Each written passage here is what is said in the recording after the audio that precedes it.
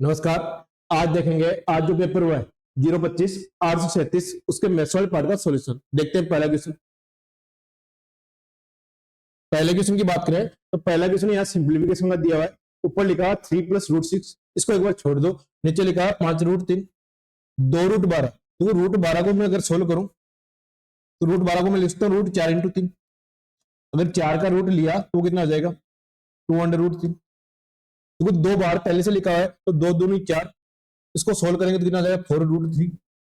ऐसे आगे लिखा है √32 को अगर मैं सोल्व करूं तो √32, इसको मैं लिखता हूँ √16 × 2। 16 का अगर रूट लेते हैं तो कितना आ जाएगा 4√।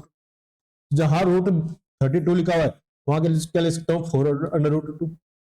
यहाँ √50 की बात करें तो √50 को मैं क्या लिख दूं 25 × 2। 25 का अगर मैं रूट लेता हूँ 5√2, तो यहाँ कितना आ जाएगा 5√2। तो यहाँ बात करें 5√3 में से 4√3 माइनस करेंगे तो कितना बचेगा, केवल 1√3 बचेगा। यहाँ 5√2 में से 4√2 माइनस करेंगे तो बट्टे में क्या बचेगा √2। तो बट्टे में तो सोल्व करने के बाद कितना आएगा √3 + √2। यहाँ लिख लो एक बार। अब ऊपर वाले की बात करें तो 3 + √6 में अगर मैं √3 कॉमन लूं तो कितना बचेगा √3 बचेगा। तो √6 में √3 कॉमन लेते तो कितना बचा √2। तो सेम नीचे लिखा हुआ है तो ऊपर कितना बच गया √3। लेकिन ऑप्शन में ऐसा नहीं लिखा हुआ। क्यों नहीं लिखा हुआ कि यहाँ √3 की वैल्यू दिया हुआ है 1.732। तो √3 की जगह क्या ले सकते हैं डी ऑप्शन 1.732। ये था क्वेश्चन नंबर 51। देखते हैं next question, question number 52। Question number 52 की बात करें, पिता की वर्तमान आयु अपने पुत्र के आयु के तिगुने से 3 वर्ष अधिक है। तो पिता की वर्तमान आयु मगर एफ मानू और पुत्र की आयु एस मानू तो उसको 3 गुने 3s से कितना अधिक है 3 वर्ष अधिक है। आगे बोल रहा है 3 वर्ष बाद, 3 वर्ष बाद पिता की आयु की बात करें तो वो तो हो जाएगी f+3 और पुत्र की आयु कितनी हो जाएगी s+3। 3 वर्ष बाद दे रखा है पिता की आयु पुत्र की आयु के 2 गुने से, पुत्र की आयु का 2 गुना कर दो, 2 गुने से 10 वर्ष अधिक है +10। अब यहां से देखो f का मान अगर मैं 3s+3 रख दूं यहां से तो s का मान आ जाएगा, रखो 3s+3 बराबर 2s+6 + 10। तो यहां सोल्व किया 2s+16 आ गया, ये s है ना 2s+16। देखो यहां 3s+6 आ गया, 3s में से 2s जाएगा बचेगा s और 16 में से 6 जाएगा बचेगा कितना 10। तो s बराबर कितना आ गया 10 वर्ष। यानी पुत्र की वर्तमान आयु यहां पूछता तो कितना आ गया 10 वर्ष। लेकिन पूछा क्या है पिता की वर्तमान आयु, पिता की वर्तमान आयु तो यहां मान रखो f बराबर 3s कितना हो गया 10 या 30 + 3 कितना आ जाएगा 33 ईयर। एकदम इजी क्वेश्चन था, क्वेश्चन के हिसाब से सोल्व करते तो आंसर क्या आ जाता ए ऑप्शन। ये था क्वेश्चन नंबर 52। देखते हैं next question, question number 53। Question number 53 की बात करें, एक व्यक्ति ने 2 वस्तुएं प्रत्येक 375 रुपए की दर से बेची। देखो प्रत्येक 375 की दर से बेची तो टोटल एसपी की बात करूं तो कितना हो जाएगा 375 × 2 और 375 का डबल करें तो 750 रुपए। टोटल सेलिंग प्राइस, टोटल विक्रय मूल्य की बात करें 750 रुपए। आगे बोला है उनमें 1 से 25% लाभ मिला। 25% लाभ का मतलब 1/4। अगर सीपी 4 हुआ तो एसपी कितना हो जाएगा 5 हो जाएगा। एवं दूसरी पर 25% हानि हुई, 25% का मतलब फिर 1/4, यानी सीपी 4 हुआ तो एसपी कितना हो जाएगा 3 हो जाएगा। यहां से सीपी आ गया 16 और एसपी कितना आ गया 15। अब टोटल एसपी की बात करें वो तो 750 दे रखे, तो 750 15 की वैल्यू है। पूछा क्या है उसे कितना लाभ या हानि हुई। तो 16 रुपए की वस्तु को 15 रुपए में बेचेगा, पहली बात तो लॉस होगा और कितने का होगा 1 का। 15 की वैल्यू 750 है, 1 की वैल्यू निकालेंगे तो 750/15, 750 से 15 का भाग दिया कितना आ गया 50 रुपए। एकदम इजी क्वेश्चन था प्रॉफिट लॉस का और आंसर क्या आ गया सी ऑप्शन। ये था क्वेश्चन नंबर 53। देखते हैं नेक्स्ट क्वेश्चन, क्वेश्चन नंबर 54। 54 की बात करें, यदि किसी धनराशि पर 5% वार्षिक की दर से 3 वर्षों के साधारण और चक्रवृद्धि ब्याजों का अंतर 36.60 रुपए हो तो वह धनराशि कितनी है। जो 3 साल के लिए CISI के लिए मैंने एक फॉर्मूला बताया था और याद रखना है क्योंकि ये खूब बार काम आता है। 3 साल का अंतर लिखवाया था P गुणा R/100 का स्क्वायर और 300 प्लस R/100 जब CI वाला टॉपिक पढ़ाया था। अब यहाँ CISI का 3 साल का अंतर देगा 36.60 बराबर धनराशि ज्ञात करनी है P गुणा R/100 5%, 5/100 की बात करें 1/20, 1/20 का स्क्वायर इंटू 305, R का मान 5/100। तो यहां से सोल्व करें तो P गुणा 1/400 इंटू 5 से काटे तो ये 61 बार और ये कितनी बार गया 20 बार, 120 बार गए। तो ये पॉइंट हटाएंगे 36.60 तो बट्टे में कितना आ जाएगा 2 जीरो आ जाएगी, 2 जीरो आ जाएगी, 100 से 2 जीरो कैंसिल हो गया। अब यहाँ 61 से काटेंगे तो ये कितनी बार जाएगा 60 बार जाएगा। तो यहाँ से P की वैल्यू की बात करें तो 60 इंटू 4 इंटू 20, 60 इंटू 4 इंटू 20, देखो 6 चौका 24, 24 इंटू 2 कितना हो गया 48 और कितने जीरो आगे लगाने 4800 रुपये। ये CISI का एकदम फॉर्मूला बेस्ड क्वेश्चन था और आंसर क्या आ गया डी ऑप्शन। ये था क्वेश्चन नंबर 54। देखते हैं next question, question number 55। Question number 55 की बात करें तो दिया हुआ है, देखते हैं। टाइम एंड वर्क का क्वेश्चन है। बाबू और आशा किसी कार्य को मिलकर 7 दिन में पूरा करते।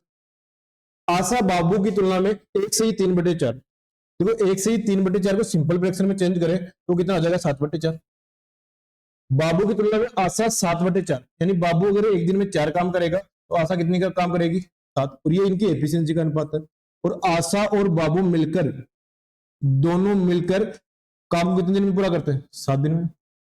अब दोनों मिलकर एक दिन में काम कितना करेंगे 7 और 4 11। तो यहां से टोटल वर्क की मैं बात करूं तो कितना आ जाएगा 7 दिन में, एक दिन में काम करते हैं 11, तो 7 इंटू 11 कितना काम हो गया 77 हो गए। पूछा क्या है कार्य को अकेले आशा, देखो आशा एक दिन में कितना काम कर रही है 7 और टोटल काम कितना करना है 77 करना है। 77 में 7 का भाग दे, ये आशा का मानना चाहिए। आशा 77/7 कितना हो गया 11 दिन। तो आशा को पूरा काम करने में कितना समय लगा 11 दिन। कौन सा ऑप्शन है सी ऑप्शन। यह था क्वेश्चन नंबर 55। देखते हैं नेक्स्ट क्वेश्चन, क्वेश्चन नंबर 56। 56 की बात करें, यदि n सबसे छोटा वर्ग है जो 10, 12 और 25 द्वारा पूरी तरह विभाज्य है तो n को 25 से भाग देने पर मिलने वाला भागफल क्या है। तो पहले 10, 12 और 25 इनका एलसीएम लो तो 25 और 10 का एलसीएम कितना हो जाएगा 50। तो 50 में 2 तो आ गया तो कितना बच गया 6, इनका एलसीएम आ गया 300, 300 आ गया। लेकिन वो होना क्या चाहिए वर्ग, स्क्वायर होना चाहिए। देखो 300 में 100 तो वर्ग है, 100 इंटू 3। अब मैं 3 से और मल्टीप्लाई कर दूं तो ये पूर्ण वर्ग बन जाएगा, कितना हो गया 900। तो वो संख्या कितनी आ गई 900। अब 900 में 25 का भाग देना है। अब किसी भी संख्या में अगर 25 का भाग देना है तो शुरुआती डिजिट का 4 गुना कर दो, 9 चौका 36, आंसर कितना जाएगा 36। कौन सा ऑप्शन है सी ऑप्शन। ये था क्वेश्चन नंबर 56। देखते हैं नेक्स्ट क्वेश्चन, क्वेश्चन नंबर 57। 57 की बात करें तो 160 मीटर और 140 मीटर लंबी 2 रेलगाड़ियां समांतर रेल पथों पर विपरीत दिशाओं में क्रमशः 77 किलोमीटर प्रति घंटा और 67 किलोमीटर प्रति घंटा की चालू से चल रही है। एक दूसरे को पार करने में कितना समय लगेगी। देखो समय निकालना है तो वो क्या होता है relative distance upon relative speed. अब रिलेटिव डिस्टेंस की बात करें तो 2 रेलगाड़ियां आपस में जब पार करेगी तो डिस्टेंस कितनी हो जाएगी 160 प्लस 140, 300 मीटर हो जाएगी। स्पीड की बात करें तो स्पीड विपरीत दिशा में जा रही है तो दोनों को ऐड हो जाएगा 77 प्लस 67, और ये किलोमीटर पर आवर में है 67 किलोमीटर पर आवर में है तो इसको 5/18 से अगर मल्टीप्लाई कर दूं तो ये मीटर पर सेकंड में चेंज हो जाएगी। अब 77 और 67 को ऐड करें 144 इंटू 5/18, 18 से काटा कितनी बार गया 8 बार, 8 को मैं 5 से मल्टीप्लाई करूं तो 40 मीटर पर सेकंड। अब देखो रिलेटिव स्पीड अपने पास है, डिस्टेंस अपने पास है 300 मीटर, तो समय आ जाएगा 300/40, 300/40 40, एक जीरो से एक जीरो कैंसिल, 2 से काटेंगे 15 बार और 4 को 2 से काटेंगे 2 बार, 7 से ही 1/2 सेकंड। एकदम बेसिक क्वेश्चन था ट्रेन वाले चैप्टर का। कौन सा ऑप्शन है? B option. ये था क्वेश्चन नंबर 57। देखते हैं नेक्स्ट क्वेश्चन, क्वेश्चन नंबर 58। 58 की बात करें तो यदि समीकरणों x प्लस वाई बराबर 0 तथा 5y प्लस 7x बराबर 24 के लेखा चित्र परस्पर m और n पर काटते हैं तो m प्लस n का मान क्या होगा? देखो m और n पर काटते हैं, इसका मतलब समीकरण m और n से संतुष्ट करेंगे। तो यहां मैं m और n का मान रखूं तो x प्लस वाई बराबर 0 है तो m प्लस n बराबर भी क्या हो जाएगा? 0। और यहाँ योग भी क्या पूछा है? m और n का पूछा है और आंसर क्या आ जाएगा? 0। ये था क्वेश्चन नंबर 58। देखते हैं next question, question number 59। 200 metre ऊंचाई वाली एक पहाड़ी की चोटी से एक मीनार के शीर्ष का तल के अवनमन कोण, देखो अवनमन को उन्नयन कोण मानोगे तो भी आंसर आ जाएगा, तथा तल के अवनमन कोण 30 डिग्री तथा 60 डिग्री मापे गए, तद अनुसार उस मीनार की ऊंचाई क्या होगी? देखो ये पहाड़ है, कितना मीटर ऊपर है? 200 मीटर। यहां मैं मान लेता हूं मीनार है, यहां इसके तल का अवनमन कोण ये बढ़ेगा तो यहाँ, लेकिन ये भी सेम ही होगा, उन्नयन कोण ही मान लेता हूं। कितना दिया हुआ है? 30 डिग्री। देखो इसके तल का कितना दिया हुआ है? 60 डिग्री दिया हुआ है। अब ये 90 है तो ये भी क्या है? 90 है। ये 60 है तो कितना बच गया? 30 डिग्री। अब हाइट एंड डिस्टेंस में मैंने रेशियो बताया था कि 30 60 90, 30 60 90 उनका रेशियो होता है। देखो ये 1 होगा तो ये √3 और ये 2 होगा। अब यहाँ 60 के पास वाली, देखो 30 के पास वाली 200 है तो 60 के पास वाली कितनी हो जाएगी? 200/√3, 200/√3। अब ये 200/√3 है तो ये कितना हो जाएगा? ये भी 200/√3 हो जाएगा, 200/√3। अब देखो ये पूरा कितना, ये 30 डिग्री है तो पूरा कितना हो जाएगा? 60 डिग्री हो जाएगा। अब ये 30 के पास वाला 200/√3 है तो इसका √3 का भाग और दे देंगे, 200/√3, तो ये कितना आ जाएगा? 200/3 आ जाएगा। इसको सोल्व करेंगे कितना आ जाएगा? 200/3। अब देखो पूरी हाइट 200/3 थी, इतनी कितनी आ गई? 200/3 आ गई। अब यहां मीनार की हाइट सिर्फ इतनी बचेगी तो 200 में से 200/3 अगर मैं माइनस कर दूं तो आंसर आ जाएगा। देखो 300, 200 इंटू 3 600 में से 200 की कितना है? 400, और 400 में 3 का भाग दूंगा कितना आ जाएगा? 133 सही है 1/3। कौन सा ऑप्शन है? C option. एक बार दोबारा देख लो, एक बार ये 30 डिग्री दिया है तो ये कितना हो जाएगा? 60 डिग्री। ये 60 डिग्री दिया है तो ये कितना हो जाएगा? 30 डिग्री। इस डायग्राम के हिसाब से अगर इनको कंपेयर करें तो यहाँ देखो 30 डिग्री के पास वाली भुजा दे रखी है 200 मीटर, तो 60 डिग्री के पास वाली 200/√3 हो जाएगी।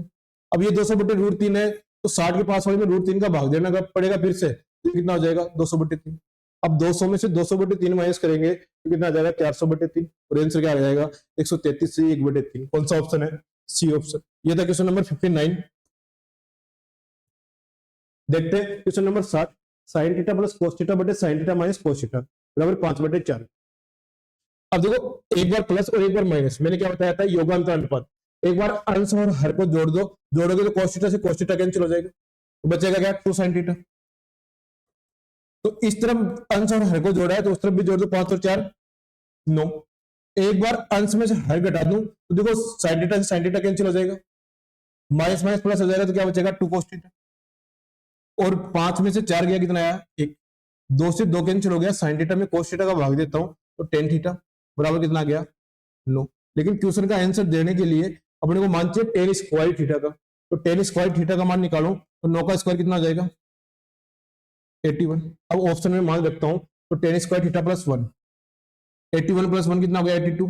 81 माइनस 1 कितना हो गया? 80। 2 से फिर काट दिया तो 41, और बट्टे में क्या आ जाएगा?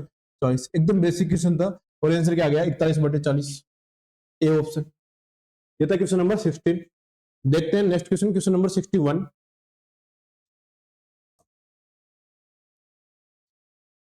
अच्छा क्वेश्चन है ट्रिग्नोमेट्री का। यदि साइन स्क्वायर ए बराबर कोस क्यूब ए तब कोट की power 6a minus cot square A का मूल्य कितना होगा? देखो क्वेश्चन में जो मान दे रखा है वो कोट में दे रखा है, और कोट कब बनता है? जब कोस अपॉन साइन हो, कोस अपॉन साइन हो।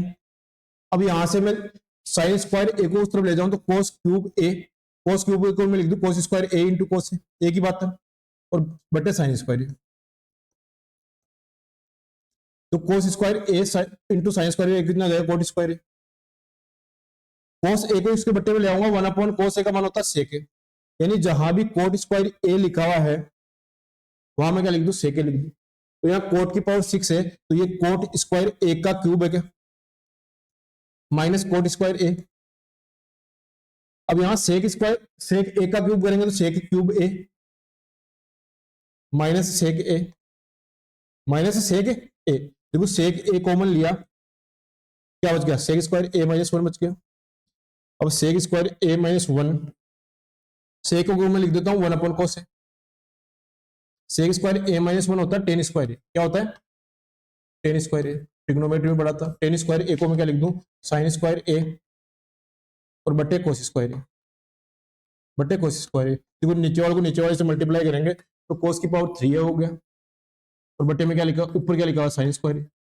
अब साइन स्क्वायर ए की जगह कोस क्यूब ए लिख सकता हूं, तो कोस क्यूब ए में कोस क्यूब ए का भाग दूंगा, ये ए है, तो कितना आ जाएगा एक। अच्छा क्वेश्चन था, ध्यान से देखोगे समझ में आ जाएगा। ये था क्वेश्चन नंबर 61। देखते हैं नेक्स्ट क्वेश्चन, क्वेश्चन नंबर 62। 60 कलमों को बेचने पर एक दुकानदार को 12 कलम के क्रय मूल्य के बराबर लाभ होता है, उसका लाभ प्रतिशत ज्ञात कीजिए। देखो लाभ वाली कंडीशन में एसपी ज्यादा होता है, तो 60 एसपी किसके बराबर होगा 60 वस्तुओं का क्रय मूल्य तो उसको मिलेगा ही मिलेगा, उसके साथ में प्रॉफिट कितना है 12 सीपी का, ठीक है। तो ये सीपी प्लस प्रॉफिट किसके बराबर हो जाएगा सेलिंग प्राइस के बराबर। यहां से 60 एसपी बराबर 72 सीपी, 12 से काटा ये 6 बार, 12 से काटा ये 5 बार, तो यहां से सीपी की वैल्यू सीपी के सामने वाली कितनी होगी 5, और एसपी कितना हो गया 6। किसी वस्तु को 5 रुपए में खरीद के 6 रुपए में बेचोगे तो कितना का प्रॉफिट हो जाएगा एक का कितने पे 5 में इंटू 100, 1/5 इंटू 100 कितना आ गया 20%। कौन सा ऑप्शन है बी ऑप्शन। ये था क्वेश्चन नंबर 62। देखते हैं नेक्स्ट क्वेश्चन, क्वेश्चन नंबर 63। 63 की बात करें, एक 3 अंकों की संख्या इकाई का अंक दाई के अंक का 25% है। जो 3 अंकों की संख्या मान लेता हूं ए बी सी।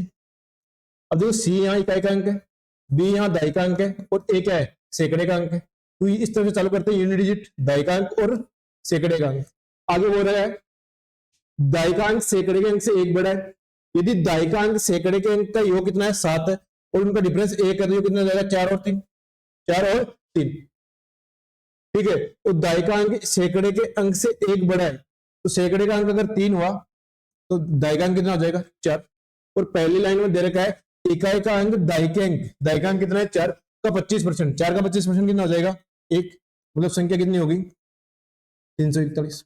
25% का मतलब होता है 1/4, और 4 का 1/4 कितना हो जाएगा 1, 3 4 1 डी ऑप्शन। ये था क्वेश्चन नंबर 63। देखते हैं नेक्स्ट क्वेश्चन, क्वेश्चन नंबर 64। चतुर्भुज ए बी सी डी में ओ ए और O B D A B और कोण सी बी ए के समद्विभाजक है। ये चतुर्भुज है A B C D, A B C और डी। अब बात कर रहे हैं D A B, D A B का समद्विभाजक ओ ए, और ओ बी है वो है सी बी ए, इसका समद्विभाजक है, ठीक है। यानी ये कौन बराबर है। अब दे रखा है ए डी सी 70 डिग्री, ये 80 डिग्री। चतुर्भुज के चारों कोणों का योग 360 डिग्री होता है। इसमें 70 + 80 घटा दो तो शेष दो कोणों का योग बच जाएगा। 70 + 80 कितना हो गया 150, 150 माइनस करेंगे तो कितना आ जाएगा 210 डिग्री। यानी कोण ए का टोटल और कोण बी का टोटल कितना हो गया 210 डिग्री। कोण समद्विभाजक है तो उनके टोटल का क्या हो जाएगा आधा, यानी इस कोण और इस कोण का आधा का योग कितना हो जाएगा 105 डिग्री। ये 105 डिग्री है इन दोनों का योग, तो त्रिभुज के तीनों कोणों का योग 180 डिग्री होता है। इन दोनों का योग 105 है, तीसरा कोण कितना बच जाएगा 75 डिग्री बच जाएगा, 75 डिग्री। कौन सा ऑप्शन है डी ऑप्शन। या फिर चतुर्भुज में मैंने बताया था कि चतुर्भुज दो कोणों के समद्विभाजक को जब मिलाया जाए तो शेष दो कोणों के योग का आधा ये वाला एंगल होता है। 80 + 70 कितना हो गया 150 और 150 का तो कितना आ जाएगा 75 डिग्री, वो आंसर आ जाएगा डी ऑप्शन। ये था क्वेश्चन नंबर 64। देखते हैं नेक्स्ट क्वेश्चन, क्वेश्चन नंबर 65। एक बैग में 1 रुपए 50 पैसे और 25 पैसे और 10 पैसे वाले एक सिक्के 1:3:5:7 के अनुपात में यदि कुल मूल्य, देखो यहाँ जो मान दे रखा है वो किसमें दे रखा है, मूल्य में दे रखा है 22.525 रुपए। तो 1 रुपए के कितने सिक्के हैं?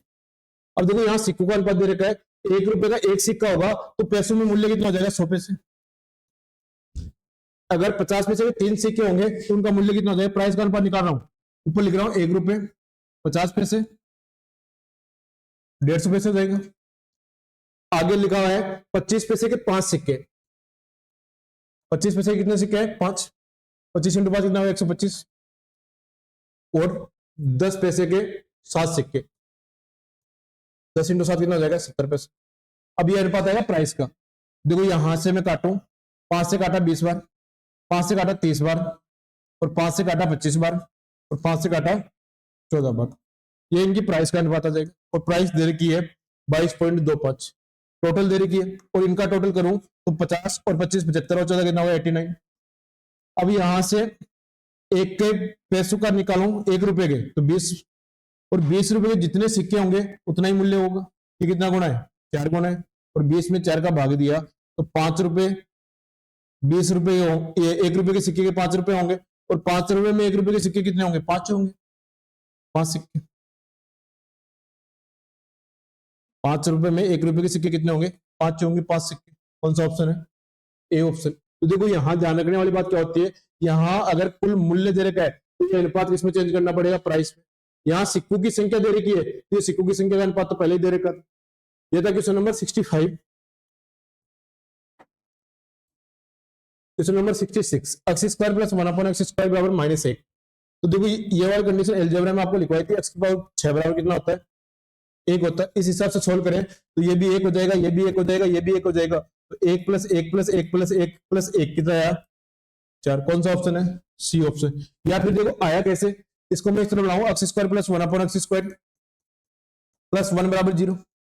अब यहां में दोनों तरफ x माइनस 1/x से मल्टीप्लाई कर दूं तो कोई फर्क नहीं पड़ेगा, 0 को किसी भी संख्या से मल्टीप्लाई करो 0 आ रहा है। अब यहां a minus b, a square plus b square plus a b लिखा हुआ है, क्यों x और 1/x को इंटू करोगे तो एक ही आएगा, तो वो किसका फॉर्मूला होता है a cube minus b cube, x cube minus 1/x cube बराबर कितना हो जाएगा 0। यहाँ मल्टीप्लाई किया 3 और 3 कितना हो जाएगा 6 -1, और x क्यूब किसमें चला जाएगा 0 में, तो x की पावर 6 बराबर कितना आ गया 1। अब यहाँ एग्जाम में सोल्व करना नहीं है, याद रखना है x की पावर 6 बराबर कितना होता है 1, जब x square plus 1/x square बराबर क्या दे रखा हो -1। ये था क्वेश्चन नंबर 66। देखते हैं नेक्स्ट क्वेश्चन, क्वेश्चन नंबर 67। 67 की बात करें तो 1 रेडियन 57 डिग्री 16 मिनट 21 सेकंड हो तो 10 रेडियन, तो पहले तो इनका 10 गुना कर लो, 57 डिग्री का 570 हो गया, 16 मिनट का कितना हो गया 160 मिनट हो गया, और 21 का 10 गुना किया तो 210 सेकंड हो गया। लेकिन देखो 60 सेकंड में 1 मिनट होती है, तो 210 सेकंड में 3 मिनट हो जाएगी, बच जाएगी कितनी 30 सेकंड, तो 160 और 3 कितने हो गए 163 मिनट होगी। अब 163 मिनट में 60 मिनट में 1 डिग्री होता है, तो 120 मिनट में कितनी हो जाएगी 2 डिग्री, और बच गया कितना 43 मिनट, 570 और 2 कितना हो जाएगा 572 डिग्री, 43 मिनट और 30 सेकंड।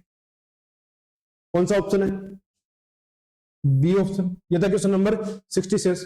देखो 210 है, उसमें रिमाइंडर बचा 30, 163 में रिमाइंडर कितना बचा 43, और ये 2 डिग्री वो कहां ऐड हो जाएगी 570 प्लस 2 572 डिग्री। ये था क्वेश्चन नंबर 67। देखते हैं नेक्स्ट क्वेश्चन, क्वेश्चन नंबर 68। त्रिभुज ए बी सी में ए बी बराबर 17.5, डायग्राम बना लो, ए बी बराबर 17.5,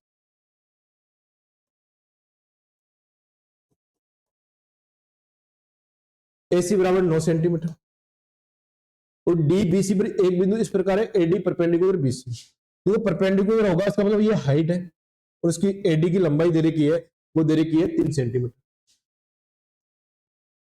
ठीक है, अब आगे दे रखा है कि एबीसी के परिवर्त की त्रिज्या, किसी भी ट्राइंगल के परिवर्त की रेडियस का फॉर्मूला मैंने लिखवाया था, चार तीनों भुजाओं का गुणनफल ए गुना बी गुना सी बटे 4 गुना त्रिभुज का क्षेत्रफल, त्रिभुज का एरिया। देखो दो भुजाएं दे रखी है 17.5 इंटू 9, और तीसरी भुजा कौन सी है BC इंटू BC बराबर 4 गुणा त्रिभुज के क्षेत्रफल की बात करें तो किसी भी त्रिभुज का एरिया होता है 1/2 गुणा बेस गुणा हाइट, 1/2 गुणा बेस गुणा हाइट। अब यहां हाइट दे रखी है 3, लेकिन बेस देखो ये हाइट किस पे है, बेस क्या है BC इंटू BC। देखो BC से BC कैंसिल हो गया। अब यहां 3 से काटेंगे कितनी बार जाएगा, 3 बार जाएगा। 2 से काटेंगे कितनी बार जाएगा, 2 बार जाएगा। तो 17.5 का मैं 3 गुना करूं तो 52.5, और इसका आधा करूं तो 26.25, 26.25 सेंटीमीटर। एकदम इजी क्वेश्चन, और आंसर क्या आया, सी ऑप्शन। ये था क्वेश्चन नंबर 68। देखते हैं नेक्स्ट क्वेश्चन, क्वेश्चन नंबर 69।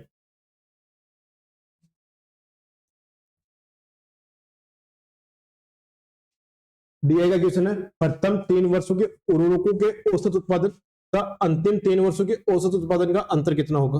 देखो एवरेज क्या होता है, तीनों को ऐड किया और 3 का भाग दे दो। देखो यहाँ 70, 80 और 90 योग हो गया 240, और 240 में 3 का भाग देंगे तो कितना आ जाएगा 80। या फिर देखो इनका डिफरेंस सेम है तो बीच वाली संख्या कितनी है 80, तो शुरुआती एवरेज आ गया 80। अब क्या बोल रहा है, अंतिम 3 वर्ष 98, 99 और 2000, यहाँ 80 है, यहाँ 75 है, और यहाँ कितना है 60 है। ऐड करेंगे कितना जाएगा 215, और इनका एवरेज निकाला तो 3/3। सोल्व करो, 240 माइनस 215 कितना जाएगा 25/3, और 25 में 3 का भाग दिया कितना आ गया 8 से 1/3। कौन सा ऑप्शन है, बी ऑप्शन। ये था क्वेश्चन नंबर 69।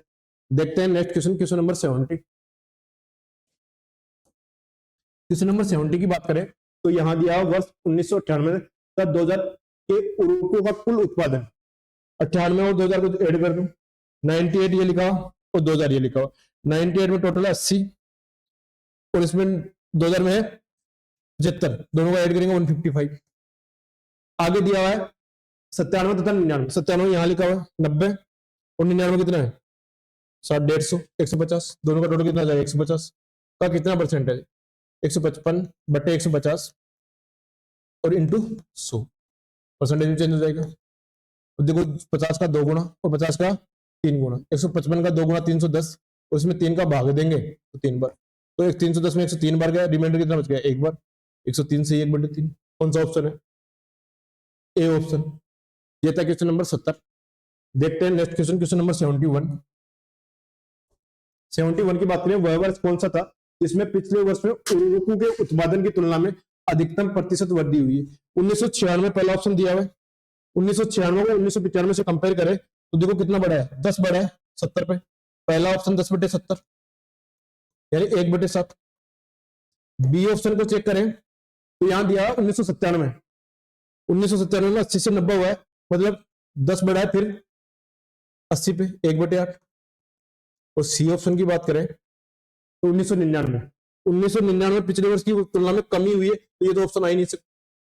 डी ऑप्शन की बात करें तो दिया हुआ 2000, 60 से कितना हुआ है 75 हुआ है, 60 से कितना हुआ है 75 हुआ है, तो 60 से 75 हुआ है तो 15 बढ़ गया कितने पे 60 पे 1/4।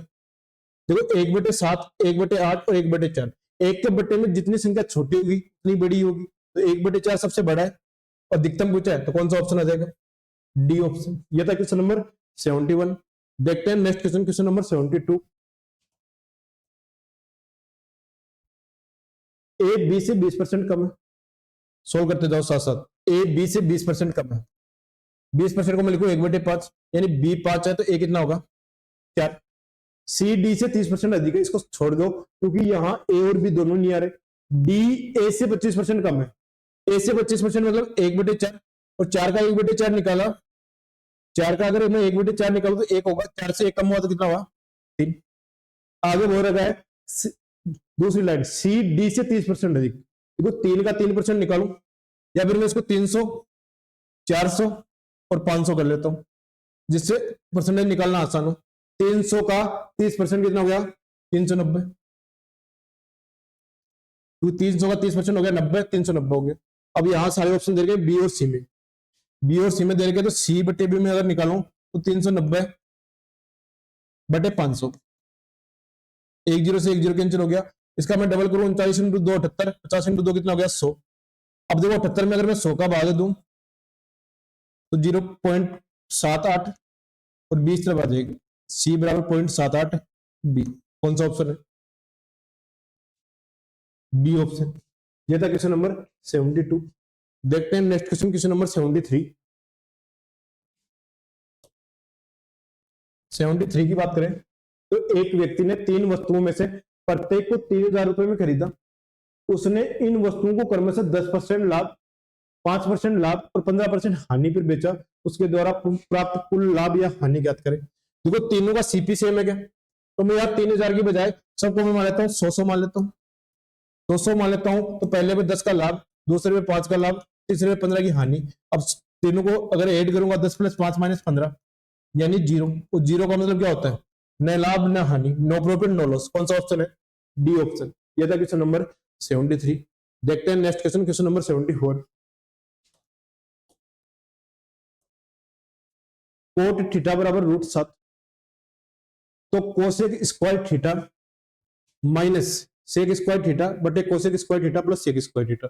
तो भाई यहां सीधा मान रखने के बजाय इसको थोड़ा बहुत सोल्व कर लो। यहां इसको मैं साइन में चेंज करूं तो 1/sin square theta minus 1/cos square theta, इसको लिखो 1/sin square theta plus 1/cos square theta. देखो यहाँ एलसीएम लोगो sin square theta cos square theta, यहाँ भी sin square theta cos square theta, यहाँ बनेगा cos square theta minus sin square theta. लेकिन यहाँ एलसीएम सेम है तो एलसीएम को तो काट दो सीधा ही, बट यहाँ बनेगा cos square theta plus sin square theta. देखो cos square theta plus sin square theta की वैल्यू की बात करें तो वो 1 हो जाएगा। बचा क्या? cos square theta minus sin square theta.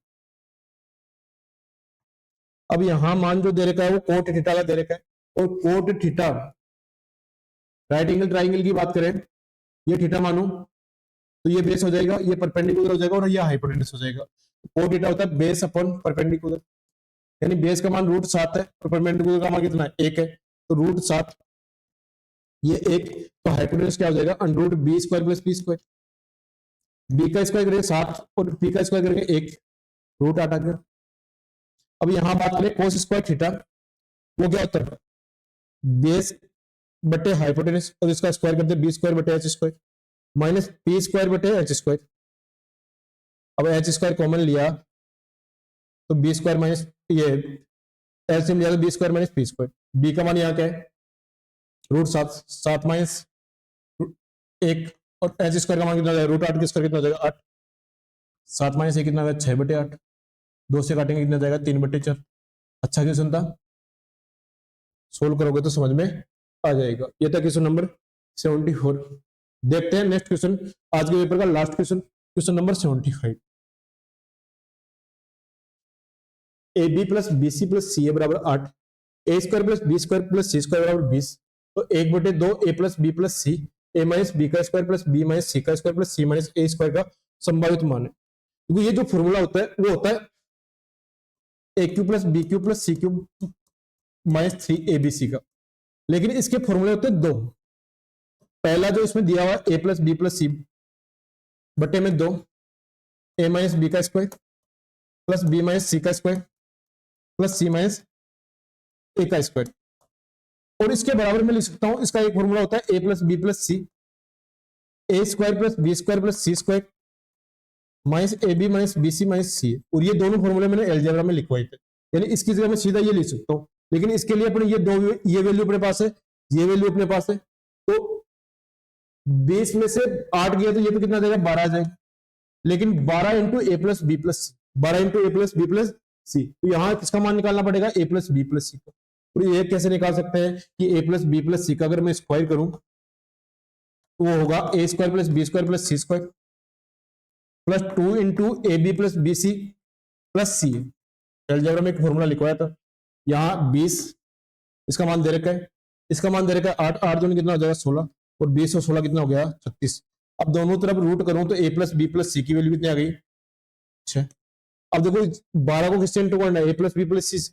तो 12 को अगर मैं 6 से मल्टीप्लाई कर दूं तो क्वेश्चन का आंसर आ जाएगा 72, ए ऑप्शन। यह था 025 837 के मैथ्स वाले पार्ट का सॉल्यूशन। ठीक है, आज के लिए इतना ही।